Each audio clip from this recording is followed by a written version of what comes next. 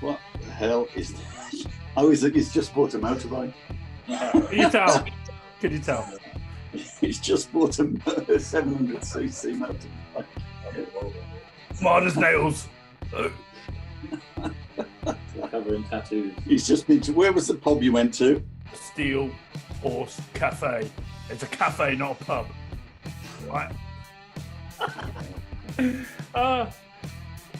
Anyway,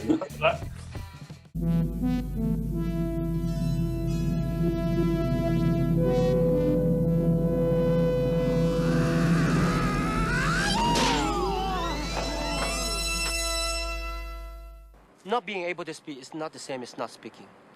You seem as if you like to talk. I like to let people talk who like to talk. It makes it easier to find out how full of shit they are. What the hell did you just say? You are the new student. Come closer.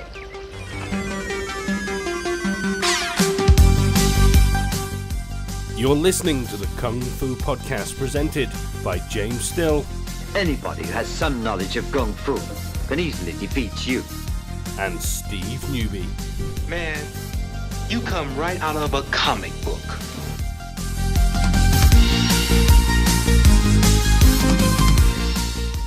If you flash him, even for an instant, a defiant eye, he'll pluck it out. And if you throw any American sass his way, he'll snap your back and your neck like they were twigs.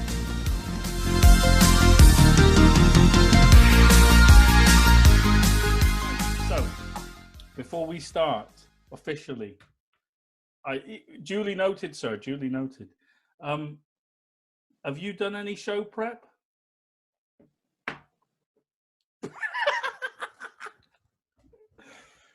What? Yeah, I listened to what you had to say. Oh, okay. All right. Okay. Right. Anywho, we must press on. Guys, welcome to the Kung Fu Podcast episode. What episode are we on? Do you know? Are you bothered? I think it's 31. Oh! Give that man a coconut. Yes, it's 31. Episode 31. If I ever mind. So, what have you been up to? Been up to much? What's that? Is that ice hockey? You know what? I don't know. Okay. All right. Well, it's a nice hat anyway. I like the logo. That's cool. That's cool. What have you been up to since we last spoke? Have you been prepping yourself for the? Have you been prepping your teaching segment for the online live Laugar Meet the Masters Zoom session tomorrow morning? Oh, is that when it is? You mean you don't know? I thought you were part of it. Well, I didn't really get in touch. Oh, okay. All right. We'll brush that off. I was on the beach. Oh, okay. Yeah. We went to the beach last night till about 9 o'clock. Yeah. All you could hear was people's speedboats going by with the loud music. Really? Yeah. Really? Is that like you know, a bit like chavs with their boom boxes in the Renault Clios? Except they got boats. They got boats. Is there can you tell what the crap boats are and the good boats? Have they got? Are people putting do people put body kits on boats? Yeah, they do. Yeah. And the jet skis. There you go. Yeah, just see the jet skis going across. Yeah. You know. Oh, spot on. Cool. So you just been laying about on the beach? Have you been practicing any kind of? I just was watching the kids. They were in the pool, in the water, jumping about, and I just sat there and thought, nice place to be, really. I bet you were thinking, oh, I wish I was 20. Yeah. No, I wish that. I always think that anyway. Oh, okay. I've never got over 18. Well, yeah. But now it was just looking at it and all. It's a really nice place to be. Nice that time of night. Nice, nice weather. Good. Nice views. Great, yay, Canada, amazing. Okay, right. You're coming over, aren't you? Eventually, yeah. Once this, once things, COVID is over. Yeah, well, it won't be over, is it? Until they can find a vaccine or something, But they ain't testing it on me. Jesus. Jeez. Okay, right then. Anything kung fu related happened to you in the last week or two? Well, I went to watch the Pacific Jiu-Jitsu. Okay. Which was interesting. It was only beginner's class and that, and it was quite nice to watch people training, Right. So you watched Jiu-Jitsu, was it? So what were you watching them do?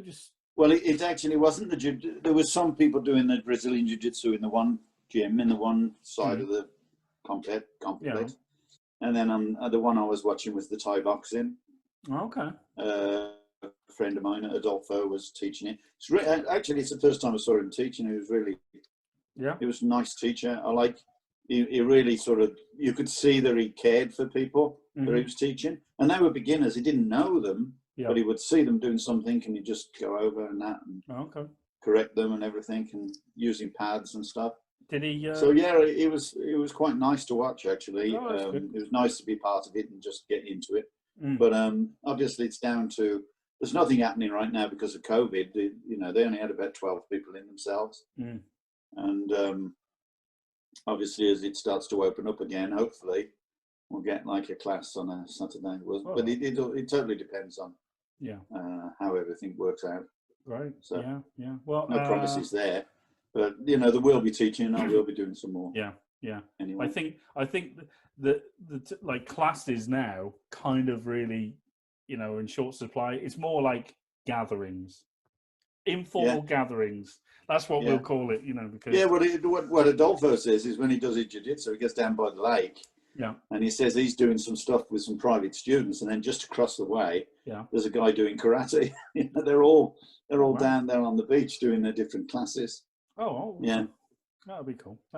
Yeah, we open up on tomorrow night back again, so I've looking forward to that. Got a few people coming. Got an old student of ours from years ago, of yours, rather. You just went still. Did I? Because it says on my screen, your internet connection is unstable. Is that mine or yours? No, I think it's yours. It's mine. I think it says mine. Yeah. Don't know why. Let me get rid of Facebook. Yeah, that might help. There you go. Yeah, so I've got, I'm reopening the class tomorrow night.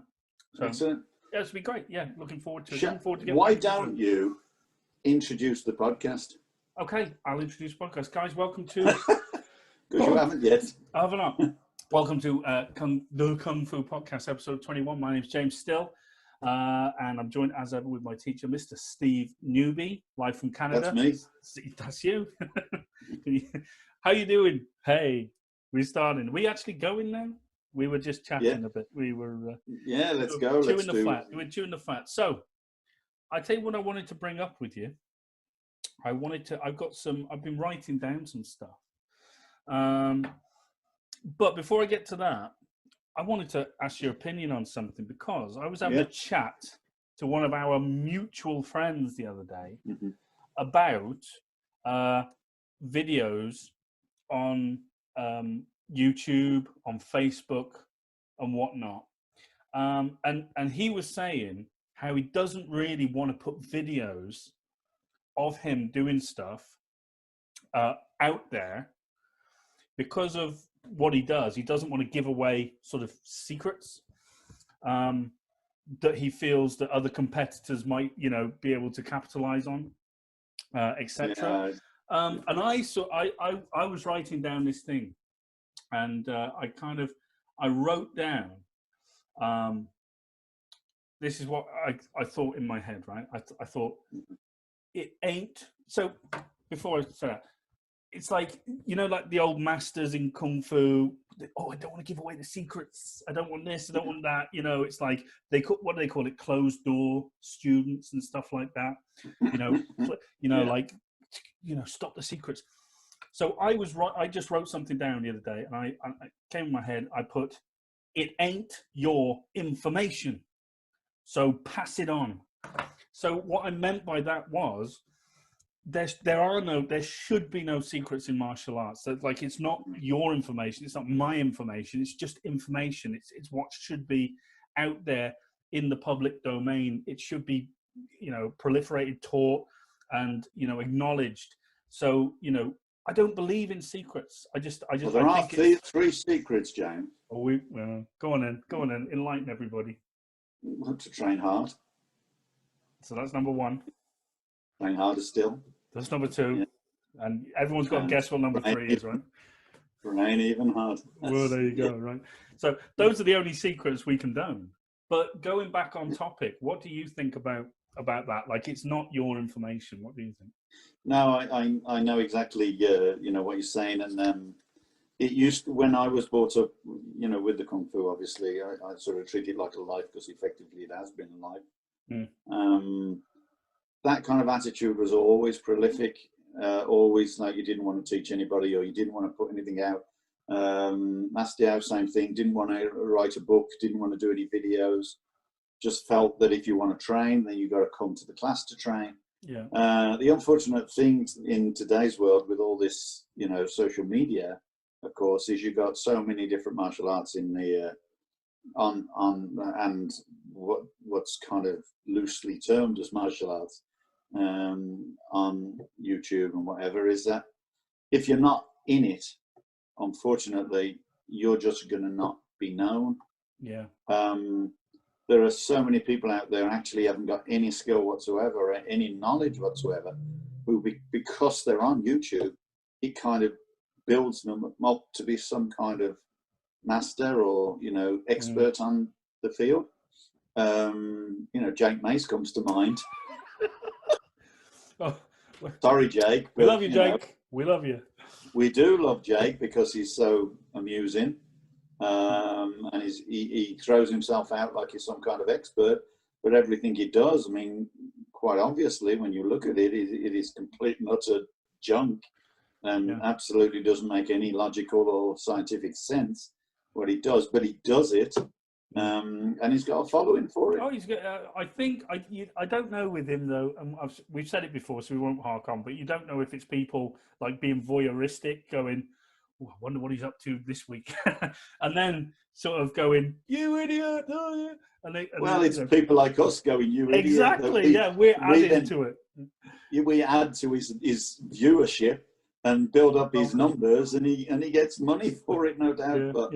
At the end of the day, just talking about that kind of approach, it's just so prolific on YouTube that. Well, we talked about one the other week, didn't we? There was on a video that, pretended to be talking to a Chinese guy, and turns out to be a Chinese guy who can speak perfectly. But the thing that, but you're right. If you've got to be in it in the first place, if you're not, I had the same attitude. I just thought, no, I'm not going to put anything on video, and that's why you don't see anything of mine really. I've got very few photos, very few videos. Yeah, but you sort of you entered martial arts obviously back way when there was no, there were no internet. They did have cameras, James. They did have cameras. Did they have flushing toilets, or did you have to go in the back garden? But it's that in my house, a back garden toilet, but that's another story. Yeah. But it's like obviously that sort of bears on you because that's the world in which you grew up in, and and I think that attitude, I just think, just has to evolve. And it's not that I don't disagree with the old school sort of attitude of it. I think there's something kind of romantic about it, but at the same time, I just think it serves no purpose in today's modern world. That's exactly where I'm getting at. That's exactly where I'm getting at. This kind of attitude, I did agree with it and everything, but now you come to realise that those people, again, talking about people like Jake, who, in the end, they're not making martial arts popular. They're making it an embarrassment for a lot of people, which is why these full contact and MMA and all that are so popular, because when they look at people throwing themselves around and stupid light weapons and absolutely no knowledge whatsoever, and you can see straight through them. It's obvious to them that, you know, let's face it, you punch a pad, you punch a bag, you know it's going to hurt. You throw a weapon around that's made of balsa wood or a flimsy sword, you know damn well it's not going to hurt, and you're not going to have a great deal of time to play with it. It's you know. Yeah. So if you're going to throw a weapon around, throw a bloody real one around. Yeah. Otherwise, don't bother. Yeah. Yeah. Because it's pointless. Pointless. Hey, you're on a roll. You're on a roll, old man. Yeah. No. So. Okay. Well, how interesting. How interesting. Right. So. Yeah. What do you think? If you had to sort of encapsulate. Oh, hang on. Should we go to a commercial break? We interrupt this program for a commercial break. Anyway, wait a minute. That's not the time. You need an hour at least. Excuse me. Right. Okay. Whatever. Sorry. I've Anyway. Right. Basics. Basics of kung fu. That was a hint of sarcasm. That was. It was just a bit. Sorry, I was being a bit cheeky. I was being bitchy. If you could encapsulate, right? Yeah. The basics of kung fu. I mean, the basics. And now this is going to be a tough one. This is where you're going to earn your pay here. What would you say they are? Not pertaining to Lao, because we're talking about all kung fu. We're talking about kung fu. So if you had to encapsulate, in your experience, the basics of kung fu, what would you say they are? You've got to have a body that's capable of, you know, being used to the end it's meant to be used. In other words, it is primarily self-defense for me. It's always going to be the self-defense principle. It's always going to be that. Okay. Of course, the benefits of training, and like any kind of subject, whatever subject it is a kind of enlightenment, if you like, understanding of the world around it. You know, if you're involved in poetry or whatever, and you write poetry, you're going to appreciate other people's poetry as long as it makes sense, and you're going to criticize poetry that is pretty much useless. Okay, and then people come out with different poetry that actually doesn't rhyme, or it doesn't make sense, or it isn't timed.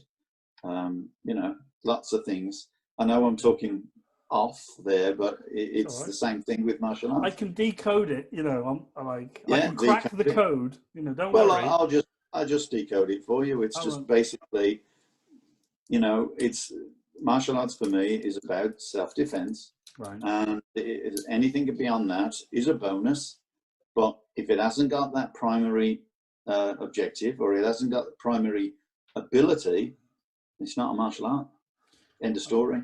Okay, so if we're talking about, I was hoping you were going to sort of maybe go the obvious route and talk about sort of physical techniques being basics, but you've gone straight to the sort of Well, it's just a definition of martial arts for me. Okay. Right? I mean, so you think that people need to define what they're doing first, and understand why they're doing it. Find that whatever technique they train works. Right. But they need to train it to a point where it will work, and they need to train their bodies where they're able to work it. Okay. I think that's pretty much it.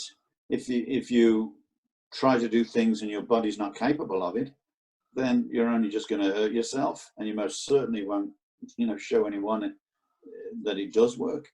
So, you know, first of all, of course, you've got to train your body to, you know, take, you know, punishment and absorb punishment, and to give punishment. Well, take punishment, that's kind of relative, isn't it? Because if you're a small person, you're never going to take the same punishment as a big person would. No, you're not, but you've got to take it relative to your size, you know. But what exactly does that mean? How does that, can you explain that for the small person listening? Okay, well, they need to... everybody has to approach, but that's a good point that you made, because everybody has to approach martial arts differently, even if it's the same style. And that's why it's so important that the style is open to everyone.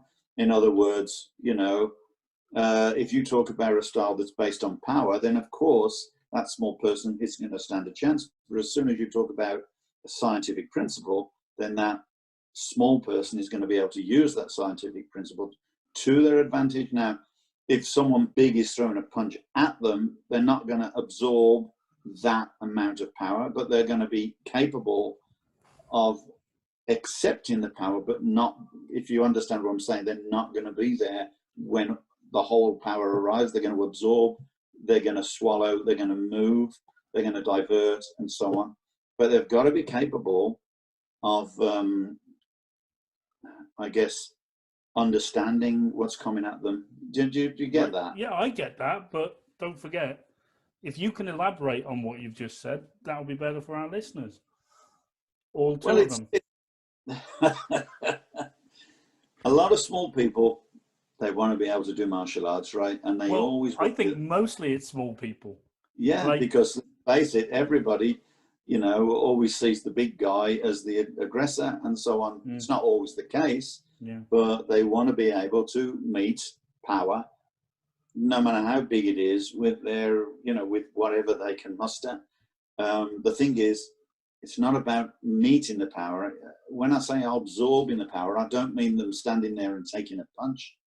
I'm talking about understanding where that power is coming from and either redirecting that power or moving to such a point in time where that power is nullified.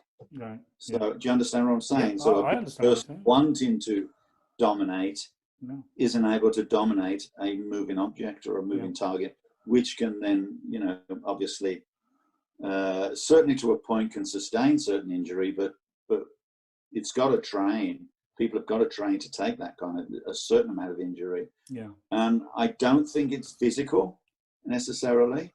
I think sometimes it's just about attitude, right? I sorry to break your flow, but no, it's okay. Earlier on, I just thought to myself, I was looking in the mirror, as you do, and think, you let yourself go a bit, Jim Bob. So I would agree with that. I would agree. Oh, thanks for that. Thanks for that. So I was thinking, like you don't have to be an athlete to be a martial artist. So that's kind of a myth that you have to be an athlete to athletic. Certainly to be. Well, exactly right. He was fit. He was just big boned. But amazing, like absolutely amazing. Sammo Hung was. I absolutely But he trained when he was younger. Oh, 100%. 100% he trained. And that paid dividends to even now, I think Sammo Hung is great. But the point is, I would argue that he wasn't an athlete in terms of build, but he was an athlete in terms of the mentality, I thought. Because all that Chinese opera he did, you have to be an athlete, to do it. But, it's kind of like, I'm certainly not athletic. I'm athletic, but I'm not an athlete by no means. Like, but there are some people, sort of professional fighters and all the rest of it, they are. And they need to be, because that, is going to serve them well in their, area of expertise. But it is the mentality that will change all that. It's totally about the mentality, and the mentality will come with training and with experience, and depending totally on what you choose to do. If it's a genuine martial art, you'll get that mentality and you'll get that experience, because you'll get genuine experience. Whereas you could go with a martial art that, punches the air on a regular basis, as most martial arts initially did. We kind of do, to be fair. Yeah, but we use focus pads, we use, all sorts of, different training modules. And at the end of the day, it's down to the individual to stick up a bag in his garden, isn't it? Or whack each other with a stick. It's down to those individuals to take that training forward. Whack each other with a stick? Yeah, you know what I'm saying. You mean what? Yeah. Train. Oh, okay, all right. I thought you meant like body conditioning and stuff like that. No, I don't know. Okay, all right. I don't mean anything beyond. Some people will think that's important. I mean, you saw that guy with all the lumps on his knuckles, the calluses, because every day all he does is punch a piece of steel. Yeah, what a lunatic. That was on Mind, Body and Kick-Ass Moves. I cannot see the point in that, because it's not going to make him any faster. It's not going to make him any harder. It doesn't make any difference. It's not going to make any difference. Yeah, I know, but I think he was just a symptom of the Chinese sort of crackdown on martial arts and the lifestyle over there, because everyone's trying to one up and get make money and appear to be magic and whatnot. So I don't think. I think the only reason that guy, ended up punching things, with big things, calluses on his knuckles, was just purely to stand out from the crowd and get people to train with him. Who's that? That's Daniel. All right. Okay. You are in his room again. Yeah. See, you just get the most. The thing is, he knows him in the room, and then he comes in. He's completely forgot. Okay. All right. But yeah, as I was saying, like that. I don't think that he was necessarily selling anything other than, just join me and you can, become, well, this is it, you see. Figure. Someone wants to punch a steel bar or a steel block or a steel plate, forever. Do you think he's going to encourage other people to do that? I mean, I don't suppose he had that many students who were doing that. Mm. And if they were they going to be any good at fighting if they spent most of the day punching a piece of metal? Probably. Are they going to? Because let's face it, you kick him in the groin, do you think his knuckles are going to stop? Does he smack his wanger on a plate? I'm sure some do. I mean, that is some special kind of kung fu. That is. But, this is what grieves me about watching things like that, and people look at them and go, "God, he's hard." Yeah. Well, yeah. Good luck to him. Yeah. Hit him round the head with that plate and see what happens. Yeah, right. Yeah. It's just, I that kind of training, I don't condone. I mean, you can say it's great if you want. I've got no problem with that. If you enjoy smacking a plate with your fist all day or kicking your shins on a post, do it by all means. It's not going to make you any harm. It's going to, you're going to kick someone, you're not going to feel it. But when they kick you, what does he do? Yeah. Yeah. They kick you, and they kick you in that shin. well, they kick you in the knuckles. Yeah, you're not going to feel it on the knuckles. That's great. But when they kick you in the groin, or they punch you in the eye, or punch you in the throat, is it going to make any difference? All that hours of training punching that metal thing. Well, anyway. Yeah. But, yeah, absolutely. Go back to the basics then. So you've talked about. Well, the basic. I think if I'm going to assimilate that, I'm going to assimilate it to a soldier firing a rifle. Right. Okay. Okay. Now, he spends all his days firing a rifle, right? Yeah. Because that's the thing that's going to matter. Okay. Yeah. Trying to dodge the bullets, that's one thing. Okay. That's tactics. But trying to build your body up to absorb them, that's another, right? Right, gents, today, bullet dodging 101. What is it, Pearson? Yes, sir, how do we dodge a bullet? Yeah, just like that. Honest to God. In other words, the most important thing is to be able to shoot accurately, okay? To be able to move tactically. This is true, okay? And what you're saying is actually... correct in terms of the outlook of the British military. Yeah. So in World War II, they had bolt action rifles because they were slower rate of fire, which means you had to aim properly. Mm-hmm. Okay, less of a magazine capacity, so every bullet you had to make count. Whereas, and this is by no disrespect to the Americans out there, because, without them, let's face it, we'd be talking German, but they kind of had, well, we would. They had all the automatic rifles, etc., and all the rest of it. And so, it to this day, sort of the British military do emphasize a high degree of marksmanship over what they would deem as sort of, suppressing over, massive suppressing fire, etc. So it's about the individual shots, and that's from a personal experience. So you're right. Sorry, go ahead. No, that was it. I was just I butted into you. No, so I butted into you. I butted into you, sir. I said I just wanted to reiterate about the difference between, you know, either punching a metal thing or actually defending yourself, and or taking the attack to the you know, to the adversary. So, and I used you know, shooting or, you know, weaponry, or if you like, military as an example. You were just about to say something else before I started talking about, you know, firearms. So, was I? Well, I don't know. Possibly. I was going to say, if so, can you talk about, if I'm talking about the basics now, you're going to say now, oh, it's relative to every, you know, individual out there. But if you could isolate some basic techniques that you think are kind of, you know, need to be sort of understood by beginners, or at least emphasized by beginners when they start their training, things that they should be thinking about physically now.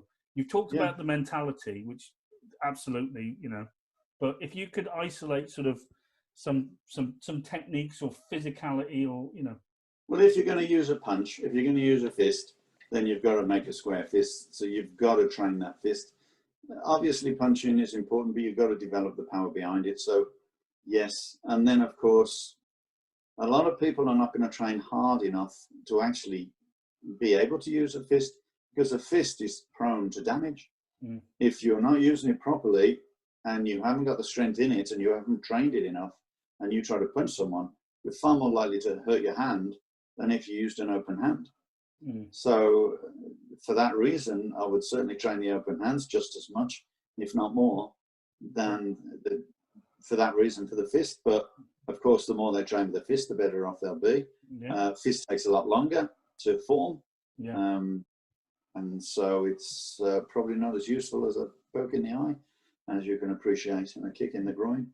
So, but if you want to talk about methods, if you talk about Kung Fu particularly, when we talk about like the first block, often people, you know, block. Someone put something on the blog, on the Laogai blog the other day. A blog spot, and it was a guy doing self-defense. The Shaolin guy. Yeah, speaking Chinese and doing self-defense. And if you watch the last one, there it is. Off. First block, or the second movement and the first movement of the first set. Those right. Why does it have to be put on as a Shaolin guy doing exactly the same as what Kung Fu does, what Laogai is, right? Which is, okay, someone's grabbed my hand, release, grab, push him off, or push him off before you do, push him off. You do that in your first set. Why isn't someone videoing themselves doing it and say, look guys, I can do this? Why are they putting on a Shaolin monk or whatever you want to, you know, envisage to be, doing exactly the same thing? Come on. I mean, maybe I wanted to reiterate the fact that, actually Laogai does do that. Well, we'll say it then. This is Lao. Oh, look at this monk doing Lao. Look at this monk doing what we do. Right? Why didn't that happen? Because, you know, that I am a bit annoyed in a sense that we have a Laogai blog spot, which was put out for specifically for people to talk about martial arts and so on. And it's all about, you know, other martial arts and interests and what they see other people do. And they're very happy to stick on all these different videos from around the world, showing people who have actually been, you know, taken from their parents' breast and trained in martial arts for like a lifetime, and then left to fend for themselves because they don't make the cut. Doesn't it in some way illustrate the mentality of the way people train and think about the training? And I don't mean that wholly detrimental, because you know, when I was coming up, I was always watching, you know, videos, reading books, reading crap bloody American inside kung fu magazines and stuff like that. And I was kind of besotted with it for a while. So, and I just wanted to celebrate kung fu as a whole entity, sort of thing. You know, oh yeah, it's great. Mm-hmm. And I don't know. I think I've become very cynical because I've seen a lot of crap kung fu, and not to mention a lot of crap sort of, you know, applications of Lao Ga, you know, over the years as well. Mm-hmm. But I think, you know, it's kind of, I think people, I don't know whether people don't want to commit to actually putting themselves out there and saying, this is my interpretation of my style. So I'll get a video of someone doing something else, and that can be, that's it, you know. It kind of, you know, passes the buck, if you like. You know what would be a good thing? Go on the blog spot, if maybe we did a video, or someone did a video, and this is kind of a challenge out there, if any of you two watching want to do this, or anyone from any style for that matter. Yeah. And if we just apply this one thing and just say, okay, the first person to put the video and chooses the technique, because maybe they've been doing it in their set and they don't know what it's for. So as an example, they go, what's that? And then the next person someone will send a video in, and they'll stick it on the YouTube, and they go, oh, well, that might be a block, right? And then the next person will say, oh, someone's grabbed you. And then someone else might say, oh, it's a release, and so on and so forth. And so what it does is it doesn't create argument. It just creates each personal proposition or a personal opinion of what it could be. And then soon people would get bored of that one technique. But the most important thing, a lot of people would have learned from it. Yeah. So why don't they do that? And then the next person says, you know, okay, well, I don't know what that's for. Okay, well, what's that? Yeah. Okay, and then they put out a challenge. Well, show me what that is then. Yeah, or in the next set, show me what that is. That would be good. You understand what I'm saying? Yeah, I think that would and really that would be a way of developing a forum, but it's a physical forum, because no one has to be good at what it is. They just have to ask the question. No one's suggesting that they're good at it. They're just saying, oh, I think it's that. I think it's for that. I think it's, you know, for that. Yeah. You know, oh, protect. There you go. Yeah. And but it's like, you know, I don't want to be criticised. I don't want to be criticised. No one's going to criticise them. They're just going to say that they don't have to say, no, it's not that. They can say, I learned it as this. Yeah. And the person who did that can then go back and say, oh yeah, that's great. I could do this, or how about this, or how about that? And then someone, rather than anyone answer them, people just simply show their opinion. Yeah. You know, because then all opinions are equal, and they're contained within the forum, but they're not counterproductive. They actually produce argument. Yeah, but respectful. But respectful argument. With respect, respectfully, you know, oh, it could be that, but and then go. Because there's no point in saying, oh, it could be that, but what if he does this? There's no point in saying no, that's too shitty. Because I could play that game, but what if he does this? What if he does this and then that? And then you know, and it's just like... Yeah, so it isn't about that. It's about using as many as you can until people get bored. It's like a game, using amount of techniques you can do with that technique until you get bored. And then someone later on might watch it and say, you know what, I saw that technique, I saw you doing that, and this is how I do it. So it could always come back to the same technique again, and then it brings that argument back again, and then people start learning from it because they've saw the first ones, and they go, oh, I thought about this, I thought about that. And you could do that till the cows come home, because you could do it with every single different technique. You know, oh, why do people do that? Or why do people go in? Why do people go out? Even in competition, oh, why do people move first? Why do people move backwards when this guy's doing this or whatever? You know, oh, I do this and I do that. You'll get all sorts of opinions, but the most important thing of all is you create a forum that feeds everybody's interest.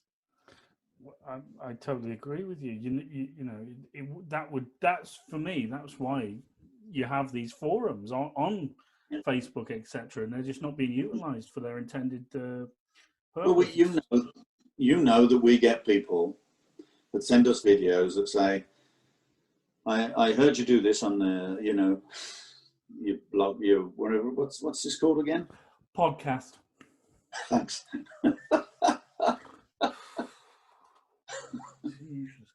So yeah, we get people on this podcast saying, or writing to us about the podcast, saying, you know what, I heard you say this about this, and this is how I do it. So, what do you mean by this? And so then I send them a little video and say, well, and explain it, don't I? And usually say, okay, well, this is the reason. If you do that, then you've got to think about the technique previous to it and the technique after it, in terms of how it's provided to you in a if you're giving it context, in the context syllabus, and so I answer that, okay, and then they appreciate that, and you know, I don't disrespect their view, and they don't respect my answer, and then they you mean disrespect.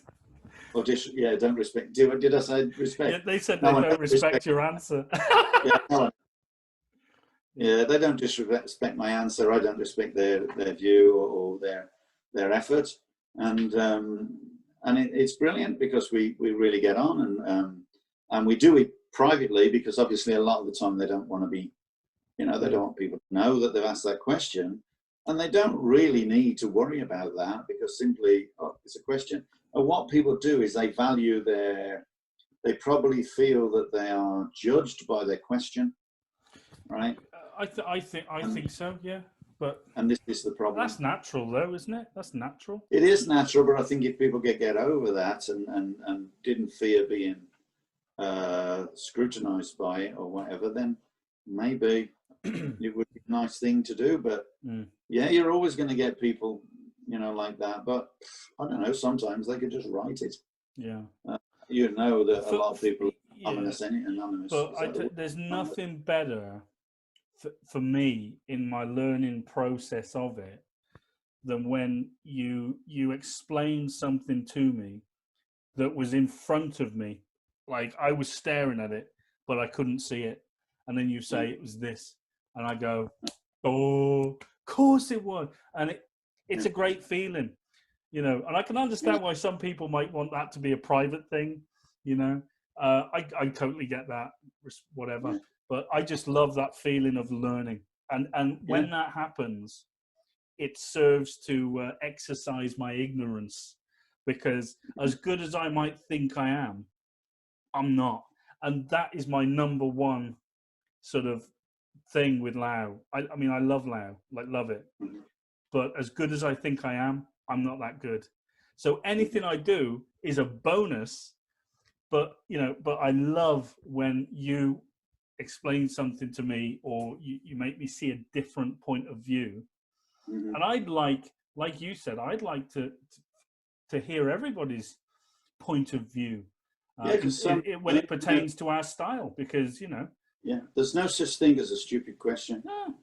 The stupid question is the thing you ask yourself when you're on the bus on the way out after your class. Absolutely. Well, it's too late then. Yeah. So, you know, people can see it as a stupid question and not ask it, but first of all, the big rule about this forum is there is no such thing as a stupid question. There can't be, because someone somewhere doesn't know it. All right, so it's good for everyone. Yeah. And sometimes I know for a fact that the most primitive and the most basic techniques are misunderstood by black sashes and high degrees. Oh, I absolutely. I've seen it. I've watched. And I've listened to them talk about them, and they just completely miss the point. Yeah. And that's important sometimes. But that's not their fault. That's not their fault. No, it's not their fault. No, it's all a product of our learning, of our basics, of our you know, the initial training and or initial learning. But the thing is, a lot of people learn to a certain point, and then they start to teach, and they forget to learn. Yeah. Yeah, and because they don't really think about what they actually do, but they just want to show other people, they often lose an understanding of it. Yeah. They're stuck with that one thing, which is why, again, you always see people teaching or performing the set, if you like, as if they'd just learned it in the same way. A bit more fluid, a bit more fluent, you know, a bit more solid, but in the same way. They haven't interpreted it in any way. So the techniques are so, you know, the same. Yeah. Big handwriting. Yeah. Yeah. Big ABC. No double writing. Okay. They've never advanced. Well, I'm going to segue into, I was thinking, I came up with 7 reasons martial artists get stuck. Okay.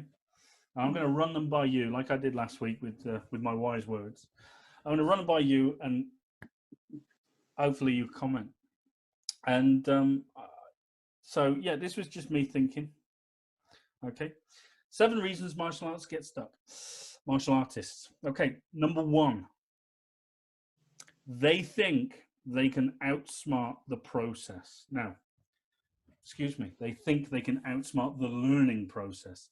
So what I mean by that is, like, I believe that there is a set kind of structure, if you like, to learning a martial art.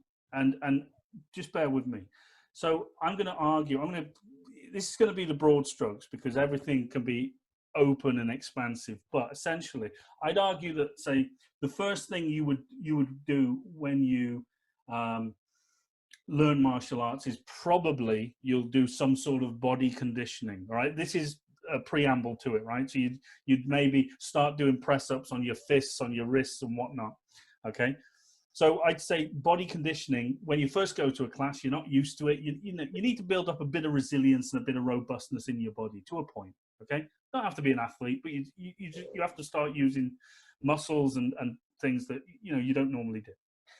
I think secondly, when it comes to certainly Kung Fu, but I'd argue most martial arts, the second thing in the process would be forms, right? Or sets, or patterns, or kata. The point is you're doing foreign movements, you're learning foreign movements, and you're programming your body to move in a certain way. And all these movements are completely unnatural to you. You know, the first move of the first set in Lao, for example, I mean, that is such a unnatural move, but you train it to the point where it becomes natural. So that's form. And I think after form, you're going to look at training application of it, whether that's through interpretation of the movements in the sets, understanding that there's 6 techniques to every 6 applications of every technique, whether you're sparring, whether you're doing whatnot. Okay, so for me, that would be, in the broad strokes, the process by which we learn martial arts. Now, and I could make it even broader than that, because basically, as you're talking about, physical exercise is the first instance, building up your body. And then you're talking about technical exercise, the forms and so on. Yeah. And then use into those forms needs to be mental exercise, which is the development of your attitude in using those techniques. Because if you don't develop your attitude using those techniques, you can't use them. Yeah, yeah. So those are the 3 journeys, if you like, or the 3. Well, like you said at the start, this attitude has to be intrinsic. It has to be part of it. But I think there's a lot of people out there who think they can outsmart that process because they've watched The Matrix and they've seen the guy go, I can do Kung Fu, you know? Yeah. And guys, the bottom line is it's training. You have to train.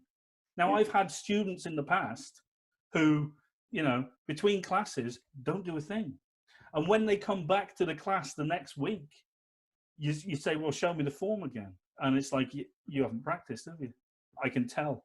And then they wonder why they're not improving, or, it's getting too hard. I just want to do kickboxing. It's like, okay. Well, you know what I mean? So I think there's a lot of people who are skipping, who are, neglecting this process of learning. That's 90% of martial arts clubs in the end.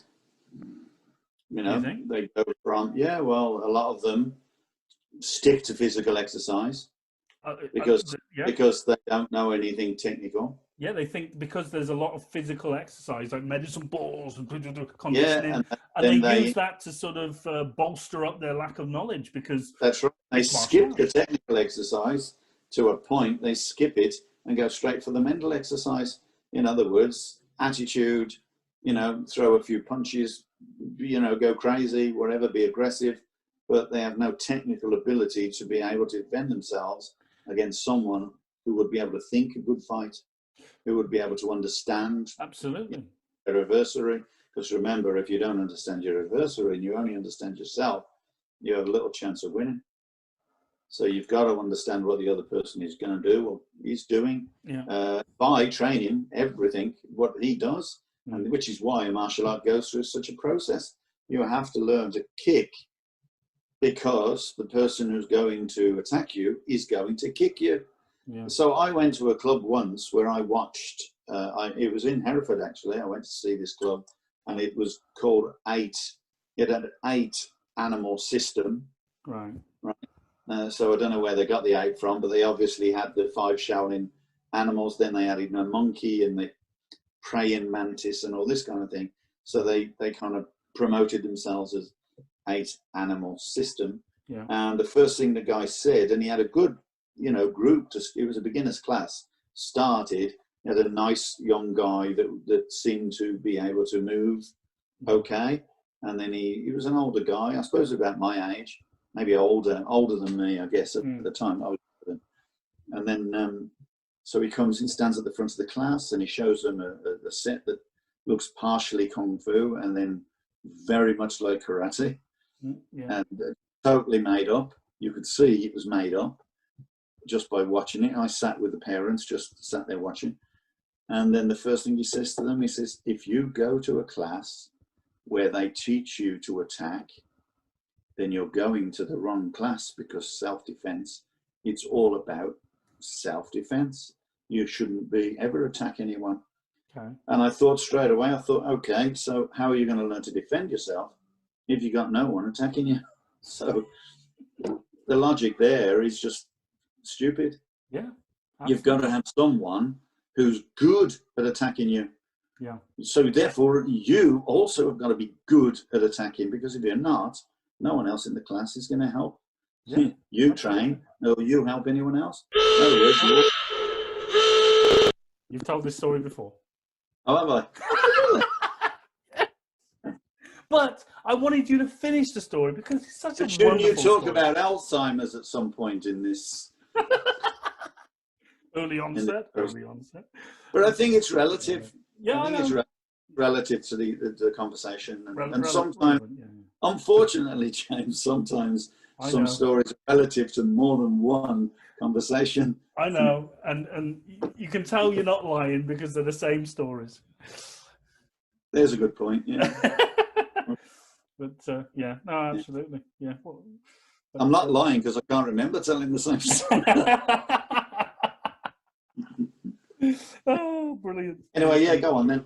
Anyway, okay, so that's great, brilliant. Okay, so second reason I think martial artists get stuck. Okay, their ego won't let them admit there's a problem.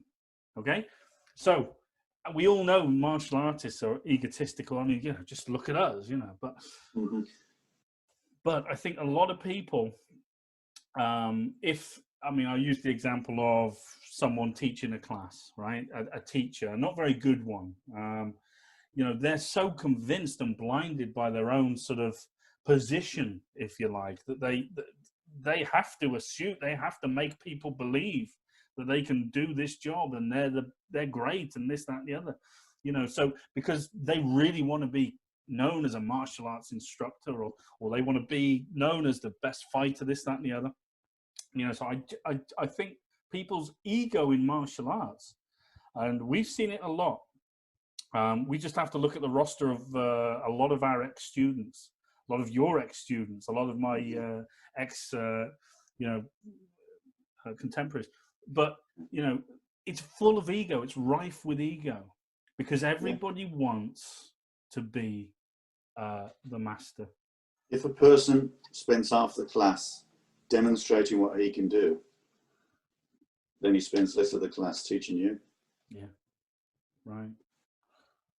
Those are wise words, old man. I like that. Yeah. Well, that's what they do. They spend so much time demonstrating that they can do the splits, that they can do this. Why can't you? Well, you can't because you're not physically the same. Yeah. You can train to a certain point, but genetically, you're just not going to be able to do it. Some people can't. I've got really weird hips. I can't do certain things. But you have to make, like anyone, you have to accommodate it. And you can only do what you can do. You know, like you said, like big guys will only do so much. You know, they're not all gymnastic or athletic. And small people can only take so much energy. So they have to adapt their fighting to qualify their capabilities. Yeah. But that's the same with martial arts. The only way you're going to do that is by having a good teacher. Yeah. Mentor you. Yeah. But it's also talking about the ego. It's not just about teachers. I just use that as an example. It's about students as well. Like you have to be a good student. I mean, how do you define that? I don't know. Maybe to close your mouth, open your ears, but then at the same time, I would always advocate asking, why are we doing that? But respectfully. But so ego is. How do we define that? I'm giving you a couple of examples. It's not a good idea to massage a student's ego. No, and you've never done that. It was a good idea. You've never done that with me. You've never said, well done. My kids have always hated me for that. And a lot of students have got upset about it. The fact that I'm not prepared to say, obviously I'm going to say, oh, that was great, or that was good, whatever, but I'm not going to say, oh, you're absolute brilliant. I wish I could do that. And massage their ego, because in the end, it gets beyond them then. They are then guided by their ego. The ego becomes the most valuable thing they've got instead of the learning. And unfortunately, a lot of people stop learning when they think they know it all. Their glass is completely full. Yeah. Okay. Yeah. It's just that you can't do anything else with them. Yeah. So unfortunately, we know what happens when that happens. Oh, we've seen it a few times, haven't we? Yeah, just a bit. Just a bit. Right. Yeah. Anyway, so their ego. They go off and find another glass. They do. Yeah, and they steal your glass. Ooh, calm down, Mr. Newbie. Okay. Yeah, or your rice bowl. That's right. Yeah. Well, yeah, that's it. We, don't eat from my rice bowl. Yeah. Okay. Before we, go into the whole of cynicism, let's just finish. Okay. Number 3. The third reason why martial artists get stuck, in my opinion, they believe that grandmasters / masters and or professional fighters are gifted. Okay, there's a lot of people out there who believe there's some sort of godlike figure if you're a grandmaster. You're not. Let me explain to you why. Take Grandmaster Yao. The reason he is as accomplished as he is not because he's a god. It's because he trained. That's it. He trained hard, right? He's not gifted. He had to work for it. And if you're worth your salt as a martial artist, in whatever style you do, it's because you've worked for it. You've trained hard. You've put in the hours. Yeah? You've burnt the midnight oil. And likewise, just bear with me. And likewise, if you're a professional fighter, they're not gifted. They just trained. They did what they did, and they put in the time. That's it. They're not special human beings. Anybody can do this. Mm-hmm. Anybody. You just have to be focused and disciplined to be able to do it, and you have to be receptive to it. Yeah, there's a couple of other things you need, like a good martial art, a good teacher, and whatnot. But this is the point I was going to make, James. Just briefly, sorry. that. No, it's okay. I was just going to make the comment while you were saying that just because they have certain talents doesn't mean to say you're going to get them. It's about them being able to give you your talents, being able to find your talents, find your ability, and the progression of your ability under them, so that they can make you good in whatever way you can be. Not to be a clone of them. You can't be, because you're different. Your lifespan is different. The time value, the time when they trained would be different, have different values than when you train. The laws will be different. The attitudes will be different. The social aspects will be different. So you can only do what you can do. But the most important thing is that if they're good masters or good fighters, and they want you to be a good fighter, you can only train your ability. You can't become as good or better than them without them understanding your ability. Okay. Yeah. And of course, the worst person in the world is the master or fighter coach who doesn't want you to be as good as them. Yeah. Because if that's the case, they're not worth being with. Well, absolutely. They've lost their position. And they keep trying to beat. And they keep trying to tell you how good they are. And they're trying to keep something secret. Yeah. And that is just not a master. That is a fraud. Mm-hmm. Yeah. No matter how good they are. Yeah. Absolutely. Because they're trying to tell you they can teach you, but they don't want to. Mm-hmm. Because they're scared that you will become better than them. Yeah. And that is fraud. Absolutely. Yeah. I mean, and this leads me on to number 4. Okay, the fourth reason why martial artists get stuck, and it's continuing from that. It's they're not willing to do the work required. They're not willing to do the training. Okay, because it's true. Oh yeah. We can all be lazy too. I mean, many times I'm lazy.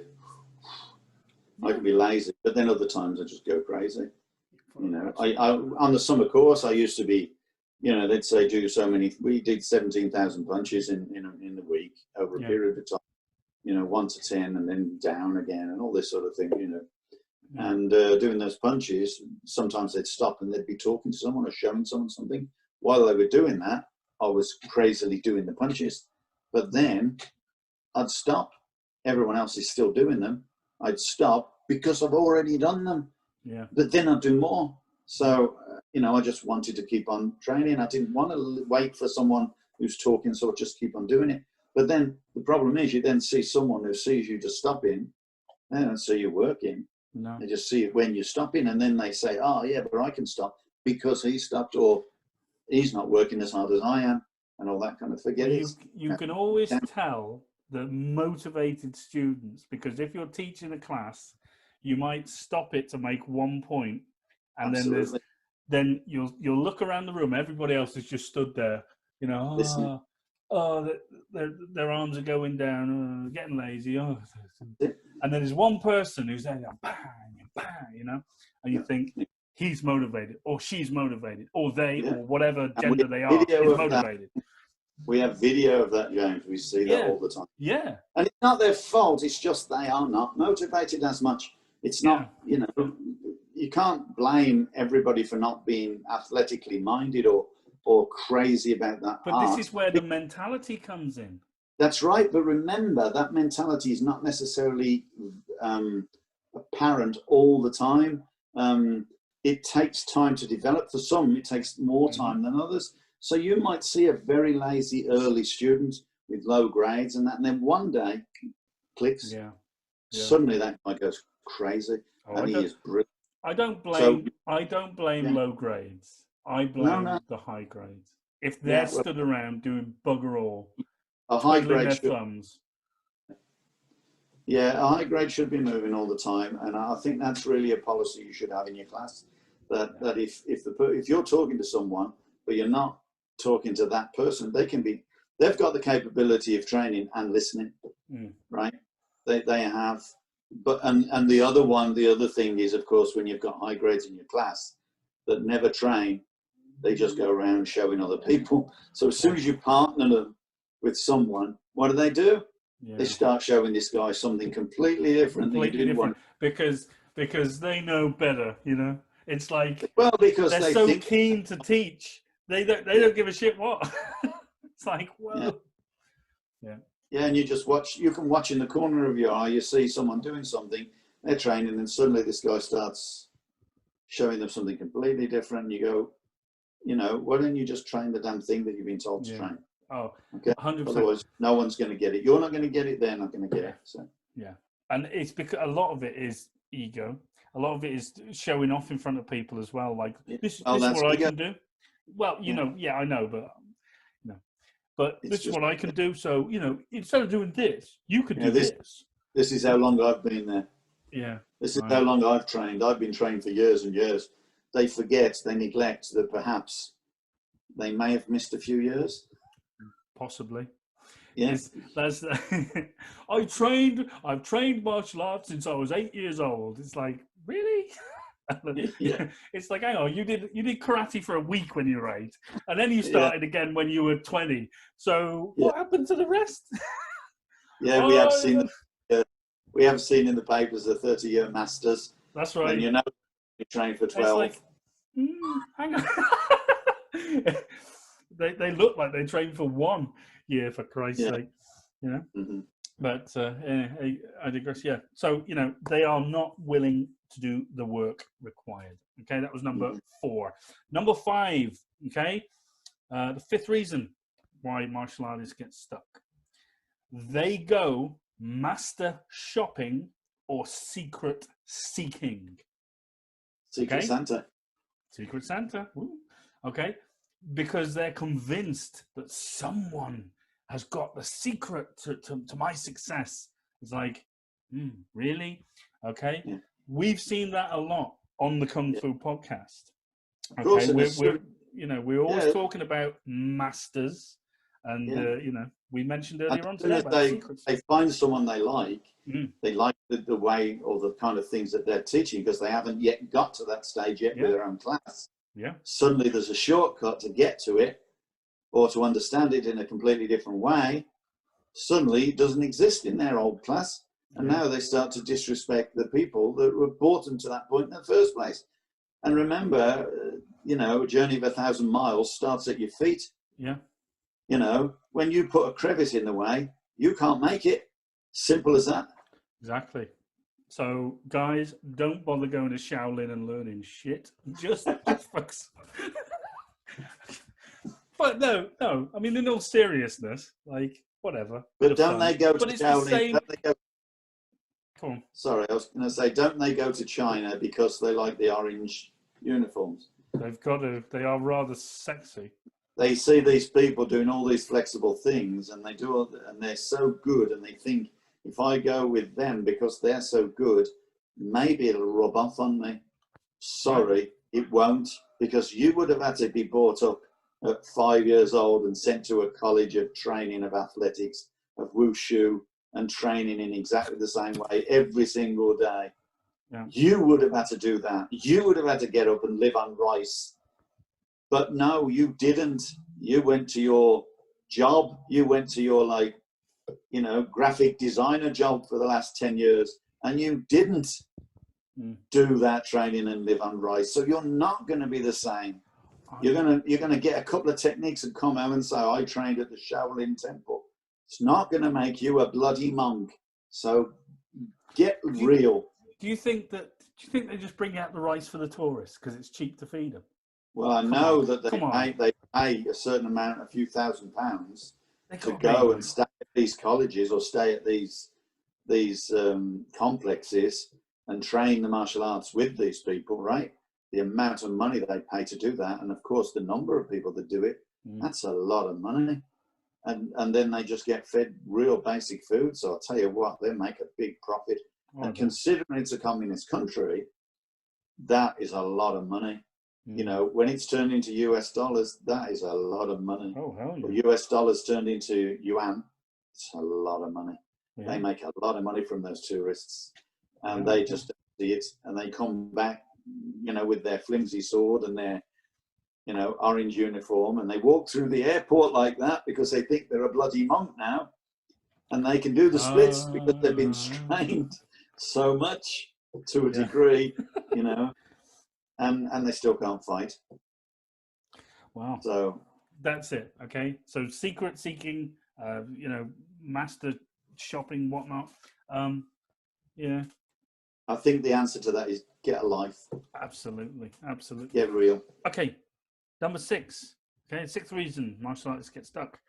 They are reluctant to ask for help. Mm-hmm. Okay. So, just ask her. Every person who has ever contacted us for, let's face it, an opinion, these are the people who, in my opinion, are going to be fine martial artists because they recognize, what they've got. They've got a forum where they can ask questions. They're seeking a bit of knowledge, a bit of advice, but they're not afraid to ask. Mm-hmm. Okay, these are the people who we're appealing to. We really are. We want to ask you as much. Okay. Yeah, because the thing is, they can also be rest assured. Of course, they're not paying for any. They're not paying. We don't make anything from this. Yeah. This is just a love. We do this for the love of it. Yeah. And no one gains anything. They gain information. We gain, the opportunity to help people, to promote our style. And people less fortunate than I am, less old. Are we going back online now? Yeah, are we? We're back online. Back online. Technical difficulty avoided. Technical difficulty, everybody. But you forgot to plug it in. No, it's plugged in. Did you switch the socket on? Did you switch the socket on? There's no switch on a Canadian thing. It's just like, there it is. Plug it in. It's on. Oh. That's it. There's no switch like in an English one. Oh, okay. You just basically plug it in and make it work, and that's it. All right. Okay. Yeah. Well, anywho, let's press on. Did we answer that? I forgot. Yeah, we were talking about they're reluctant to ask for help. Oh, right. Yeah. Sort of, what was the example? I was talking about people contacting us, and they're the kind of people, who are really going to be the good ones in the future, I think, personally. People are not afraid to ask questions and not afraid for opinions and not afraid to sort of, they're not afraid that their opinion will be different to anyone else's or less than anyone else's, that they'll be criticized or whatever. The thing is, they're never criticized. Okay. There's no point in criticizing people. You're just giving a reason why it may not be a good idea to do what they're doing, but then it's up to them to, take it or leave it. It's just, you're giving an opinion. You're not criticizing them. You're giving them an opinion, your opinion, and they value that opinion. And if they don't like that opinion, they don't have to take it. Yeah, it's just up to them. But it's good if they take the opinion, but it's also good if they don't, and they give us a counter argument. Because that is what we really want, is a counter argument. Yeah, not funny emojis. Okay, give us a counter argument. I don't know what that emoji was for, to be honest with you. I'd like to get in touch with me. But this is it. And then I'll friend him. If he sends me a message and say, I put that emoji because you said this and I don't believe you meant it, or you said then this. Then say that. It counters. Yeah, just say it. Just say it. And then I'll explain why. Anyway. Because he's not a bad guy. I think he's got his own opinion, which is absolutely fine. And I know some things. Yeah. Anyway, right. The 6th. Oh, that was the 6th. The last reason, okay, I think martial artists get stuck is this. Number 7. they are deficient in one or more of the 3 elements of level of participation. That's either time, money, or understanding. If you're lacking in any one of those 3, you're going to struggle. If you've got the time but not the money or the understanding, you're obviously going to struggle. If you've got the time and money but not the understanding, you're going to struggle. You get where I'm going here. So, you know, the point is, I guess the money means buying lessons and stuff like that. Yeah, I'm talking about that. Well, everyone's got to eat, right? Like, you know, I'm not being funny, you know. But, you know, if you've got the understanding but not the time or the money, you know, I'm afraid, you know, you're going to struggle to proliferate. But we're doing all this for nothing. Money doesn't come into it, so I want to know where all that money is.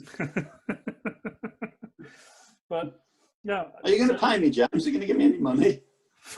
Are you kidding? I'm the one who's paid flipping Podbean for this. Honest to God. Open my wallet, a moth flies out. But is that the time? Check, please. Oh, he's off. No, but the point is, if you're gonna, you know, so you got time, money, and understanding. Okay, if you know, like I said, if you're struggling one of those, you're going to struggle. But at the same time, guys, we do the best we can do. All right. If if you've only got sort of 10 minutes free a day to practice, by God, use it. Just 10 minutes. That's 10 minutes than you would otherwise do. So, you know, we can't all be, you know, have our own gyms and have all the time in the world to practice and whatnot. You know. Well, I start work at 9 o'clock at the moment. It's going to be later after a while, but I get up at 6:30, and I got my running machine now. I went out and got it because this bloody stomach has crept up on me during the COVID. I don't know what you mean. You're looking trim. You're looking trim. But I don't know where it's come from, James. You know. I do. Timothy Horton, sir. It's got to be. But the point is, you know, that was the point I was making, guys. You know, so you do what you can do. You train what you can train. If you can't afford it, you can't. You can always work something out with your instructor and whatnot. To practice, okay? But it doesn't cost anything to practice. And so, I know for a fact that as a teacher myself, and as you have, you've always maintained. You get in contact with me, you know, we'll talk about your training, we'll give you some ideas, whatnot. So don't ever feel, and this is to anybody out there doing Laogar, you know, if you're struggling, you know, by all means, you get in contact, and we will do our best to help you. Well, if they got me on Facebook, they can always just press the hello button. Bear in mind I'm 8 hours difference. So. Yeah, there you go. And don't call me from a country that's like beyond that, because I'm going to be asleep. Absolutely. But yeah, guys, so that was the 7 reasons I think martial artists get stuck. So anyway, guys, I think we're going to wrap it up there. What do you reckon? I think that's those reasons are decent, and I think it. Well, what would you add? What would you add any more to that? No, I think I've provided my philosophy, if you like, about people, and I think people there are a lot of people who just want to buy it and stick it in a plastic bag and take it home with them. You know, the people who go to gyms and all they do is they flash their card at the cafe, because they don't actually use the gym, but they kind of get their wallet out and the card falls out and says, oh yes, I'm a member of this gym or this golf club, you know, and they just want to be a member, but they don't want to train. They don't want to become skillful in whatever sport it is. They just want to be seen to do it. So people often say, you know, oh, you do martial arts. Oh, I did it. I mean, how many people, you know, you say, yeah, I teach Kung Fu or whatever, or you're talking about Kung Fu and they go, oh yeah, I did some karate when I was like 10. Yeah, I got pretty good. I got up to this grade or whatever. What the bloody matter does it make? It doesn't mean anything. You've forgotten it all now. It's gone. Yeah. You know, you'll retain 60% of it if you train hard enough, if you keep on training. But you've got to remember it. I've got to keep on remembering it, and I will get that bloody butterfly knife thing to you. Shut up. Really? Oh, Bill! Great. I'll look like ZZ Top by the time it happens. What do you mean you'll look like ZZ Top? Do you want to tell the audience about your 700cc motorbike passing your test and everything? Oh, do you want to stick your gear on? Oh, I won't bore them with it. But the other day I was on an undisclosed private racetrack, which will remain nameless. I looked down, I'm doing 105 mile an hour, and I'm in third gear. And I got 6 gears. I said, oh, bloody hell, I better stop. It's great. I love it. Badass biker. Yeah. No, it's great. Fantastic fun. Really good fun. I wish I'd done it a long time ago, to be honest. Yeah. And it's a great sort of camaraderie as well. The biker community as well. They're everyone nods to you. You know. So, you know what I'm buying, James? What? A speedboat. Speedboat. No. Jet ski. No. No. What? I'm buying a scooter. Oh, hang on. A scooter or a push scooter? Well, it's a push scooter, but it's an electric one. Oh well, that's up the street cred of it, then, isn't it? Yeah. So it's a stand-on platform. So let me with the handles. Right. Let me just get this in my head. You've bought a running machine. Yeah. So that when you're at home, you can run. But when you have to walk, you're going to take the scooter. Yeah. Okay. Things are a bit weird in the newbie household. No, well, it's great fun to go out there in these scooter. In the scooter. Great fun. I watch people go past all the time on these scooters, and I just want a scooter. Well, be careful on it, because one of my students was in Spain and he was doing about 20 kilometers an hour on one of those scooters on a marble pavement and slipped off and, did some damage. It's not a good idea to do it on marble. I won't find a marble pavement around here. I mean, well, that's it. But to be fair, he was slaloming on marble, but I've discussed this with him. So, anyway. Not a good idea. Right then, guys, really hope you've enjoyed the show. And do you know what? I'd like to take this opportunity to thank everybody who subscribed to us on YouTube. It really means a lot, and we really appreciate all the likes and the subscribes and all that. We do. Guys, and we need more messages. Send us some messages. Send us some complaints or questions, whichever. Yeah. But we do really appreciate it. And if you subscribe to us on Podbean or YouTube or Facebook, whatever, we really do like that. So thanks a lot, guys. It remains for me to say goodbye from me, James Still, and it's goodbye from my teacher, Mr. Steve Newby. Mm-hmm. Okay. Apply that. No, we haven't really got this. We haven't really got this goodbye thing yet. You can't wave because it's a podcast. Okay, you can't just make a noise, right? You've got to just say goodbye. Okay, goodbye, you all, and have a nice rest of your day. Yeah. And it's goodbye from me. Take care, guys. See you soon. Train hard. Stay safe. Bye-bye. Bye.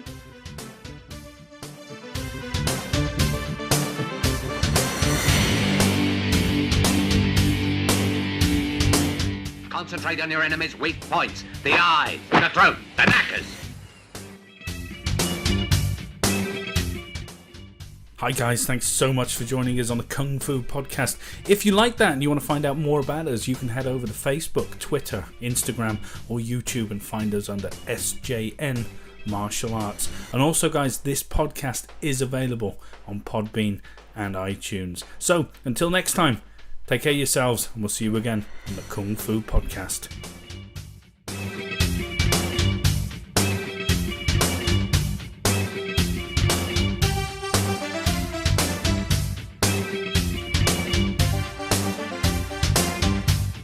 Karate punch is like an iron bar, whack.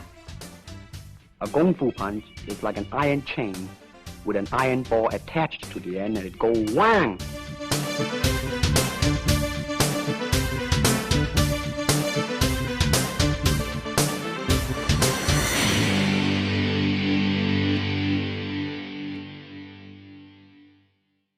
Can you break a log like that? Don't know. Never been attacked by tree. was all right, wasn't it? Yeah, that was great. You're not going to show my belly, are you? It'll only disrespect you. No, I won't. I mean, I will. You know, I just can't bring myself to do that. That's too much. That's pornographic. That really was. I think there was like a little butt crack in it, you know, as well. That was my belly button. Was it? An outie. An outie. It used to be an innie, but now there's no room. They put it on the outside. Oh. They had to refit it like Dunlop. Dunlop refitted it. Oh, Jesus. Oh, that was all right. Well, anyway, right, I'm going to stop that. To a degree, but it might use more. No, it won't use more. If it's running off the mains, it's not going to use more. 100%. Okay, let me just close the door again then. Yeah, no worries. Bloody hell. Have you shrink washed your t-shirt or something? Yeah. Jesus Christ. Yeah. Oh, that. You have to edit that bit. I'll put a censored bit on that. Yeah, put a sensor on it. Yeah. Ooh. See, look. Yeah. It's all connected like that, and it's an English one. Yeah. And then it's you so have to put that to that, and then that goes in there, and that goes in there. It's so complicated.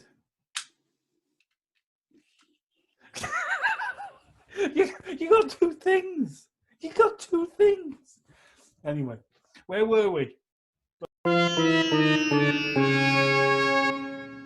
The thing. So instead of just putting one podcast down, 31 or whatever it's going to be, right. Put down 31, part 1, part 2, part 3, so like that. Right. And then people can click on one. They'll definitely listen to the end of it then. Right. And then if they want to listen any more, they'll put on part 2. So you know, like in the old days when you had an LP and you put the needle on the LP. Yeah. Then someone knocked on the door. You thought, I just paused my LP. So you lift up the needle, you put it on the hanger, you go to the thing, and when you come back to put the needle back on the LP, it's in the wrong place. Do you know that? Yes. Yes. So they have this thing on podcasts and apps called a pause button, and you pause it at the exact same place, right? And then when you come to join it later on, it's there, it's right there. So you want to split up the podcast? No, I don't. Well, it was just a thought, right? Now, as you can see, I didn't know there was a pause button that you could come back to. Yeah. There's a pause button. I thought when you just have to listen to it, went off something, it just went off your computer completely. No. Can we make it funny? Can we make it like bring up some spoof adverts? Could we sing? Do you know what I mean? We can sing, baby. Oh yeah, we could bring things into it that would just split it. We could even have like a little bit of, like Monty Python used to suddenly split and then just have a little cartoon. Listen, I'm not doing cartoons with feet coming from the ceiling. No, I know that, but it's the concept, not the bloody same thing. Yeah, the big boot coming down on us. Picture of us with a big boot coming down on us. Yeah, that sums up the podcast.